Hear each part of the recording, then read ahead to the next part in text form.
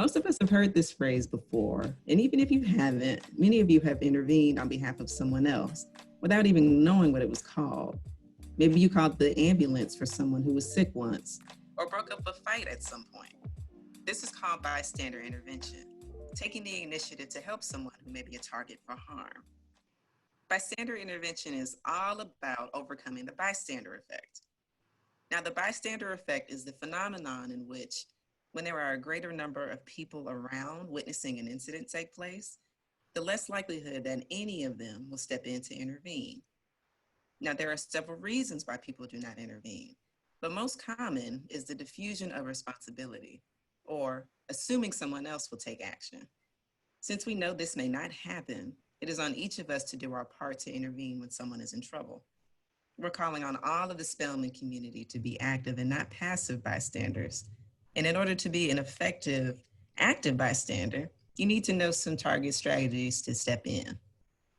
In the interpersonal violence frame, we commonly talk about 5 tactics people use to prevent or disrupt violence before it occurs, or to help someone who has experienced harassment already. The 5 tactics we'll be talking about today are direct, distract, delegate, document, and delay. Now, the best strategy will depend on the situation, but it's always best to do something. The first strategy we're going to talk about is direct. Now, this is the intervention style where you step in directly to intervene. You may do so by directly confronting the harasser or telling everyone in the area that what's happening right now is inappropriate, disrespectful, or not okay. Now, direct intervention has some risks associated with it, including the harasser beginning to target you. So please exercise this strategy with caution. You should ask yourself a few questions before using this style. If you intervene in this way, will you be safe from harm? And then is the person who's being harassed also safe from harm? Does it seem likely or unlikely that the situation is going to escalate or de-escalate? Can you tell if the person who's being harassed wants you to speak up at that time? If you can answer yes to these questions, you might want to choose the direct response. If your answer is no, maybe you should try one of the other strategies. Distraction is another way to intervene. Have you ever been in a situation where there was a creeper around that wouldn't leave your friend alone? What if you were to distract them by shouting something like, "Hey, is that bee and blue ivy over there?" Now, if for some reason you aren't a part of the beehive, maybe you could strike up a conversation about something random. It can be something as simple as complimenting the person's shoes. The point is to disrupt what's happening currently and give our friend the opportunity to get away from the situation. Now, delegate is another great way to feel part of a community working for the common good. We've all seen the slogans, see something, say something. Well, when you delegate, you turn to a third party for help. Now, there's a couple ways that you might want to take this approach.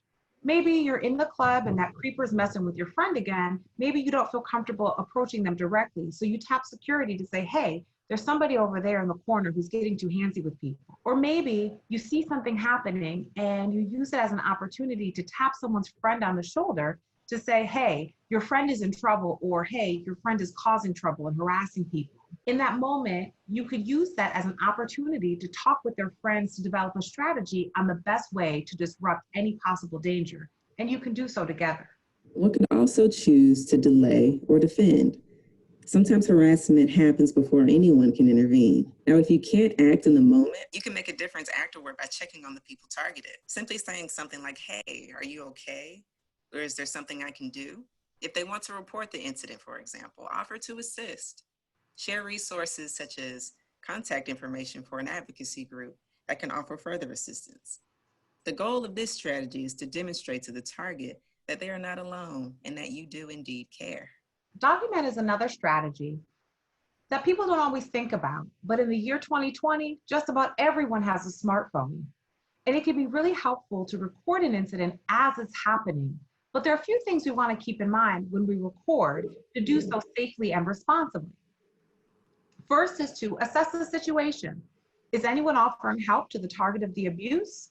If not, then use one of the other strategies we talked about to disrupt the behavior. You could also use it as a moment to tell the abuser or the harasser, hey, I'm filming this right now, and use that as a way to maybe disrupt the behavior. When you're making your video, it's really important to document and verify where the incident is happening by filming landmarks. You could do so by using street signs, you can use a subway car number, or you could use the marquee on a building to clearly indicate where the incident is happening. You also want to clearly state the date and the time. Once the incident has resolved, you should ask the person being harassed what he or she wants you to do with that recording. And never live stream the video or post it online without the person's permission. The purpose of this is to assist the target of the abuse or harassment. It's not to increase your IG followers or go viral. In closing, really the best strategy is any strategy where you just do something to disrupt or intervene on the behalf of someone else. Thank you for taking time to watch this video today. We hope we've given you some strategies so you can be an active bystander to disrupt violence as it's occurring.